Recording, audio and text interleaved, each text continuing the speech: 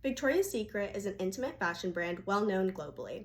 In the Hulu docuseries Victoria's Secret: Angels and Demons, the highs and lows of Victoria's Secrets are exposed. The show also documents the company's failure to realize its hurtful ideals and its ever-evolving necessity for change. The idea that sparked the beginning of the brand is said to be because the founder was embarrassed to buy underwear for his wife at the normal department stores. The company, which was founded in 1977 and once started out as a luxurious, classy brand, eventually turned sexy, but according to whose definition? This big change happened when Les Wexner purchased Victoria's Secret from Roy Raymond in 1982, and just around 10 years later, the Victoria's Secret Angels were born. The Angels were created for the first Victoria's Secret fashion show in 1995, and models walked the runway in lingerie accompanied by angel wings. There was a huge turn from elegance and delicacy that showcased the beauty of women's undergarments to an aggressive and uncomfortable design meant to please the male gaze. The Victoria's Secret brand means. Wexner always claimed that Victoria's Secret was a ladies' paradise and had nothing to do with men. It's tits and glitz. Previously, buying women's undergarments were advertised modestly, but Wexner, along with Ed Razek, the man in charge of branding at L Brands, had women walking the runway dressed in only panties and a bra. The problem with this was that more men were not only invited to watch the show, but were found tuning in as well.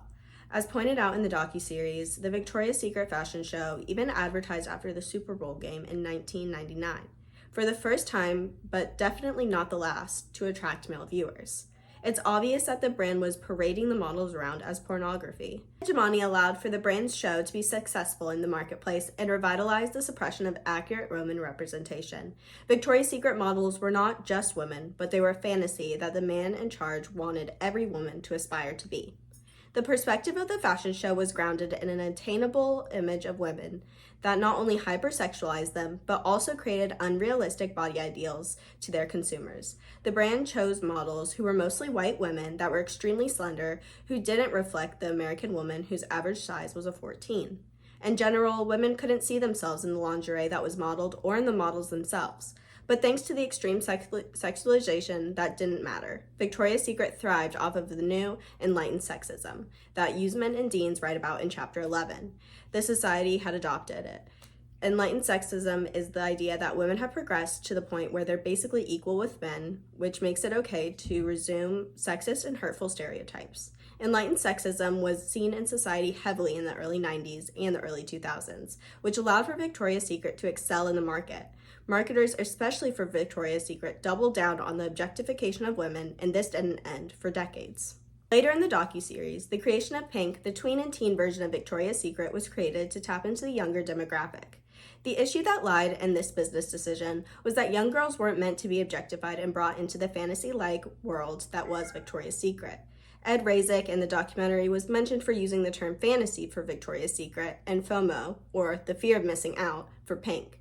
And intersectionality evidently increased as not only gender and race continued to be contradictive to the female experience, but age added another component of struggle for young girls trying to find their identities. Of problems, and it's much bigger than Epstein. Victoria's Secret lost connection with the customer. Things were falling apart. Business is failing. What's going on here? There's a larger picture to all of this. In the middle of the 2010s, there was a big shift seen in the lingerie fashion world, where new brands like Fenty and Aerie came into the industry and gave models of a different size and race representation, which was previously lacking in the industry. Victoria's Secret, under Les Wexner, didn't want to evolve and wanted to keep the sexist fantasy going. But by the later 2010s, there was outrage at Victoria's Secret for not being inclusive and refusing to change. Finally, the public no longer bought into the fantasy for the male gaze that Victoria's Secret was selling, and within the year of 2019 to 2020, both Les Wexner and Ed Razek stepped down. Victoria's Secret was able to flourish in the market from the 90s until the later 2010s because enlightened sexism was accepted in the media. Stereotyping women was okay again, and hegemony allowed a women-specific industry to evolve around the male gaze. Now, Victoria's Secret, led by more women, is trying to get back to the top by saying goodbye to the angels and hello to inspiring women like athletes and activists who are their spokespeople. They're also showcasing diversity in size and race and are focusing more on comfort and no longer on fantasy.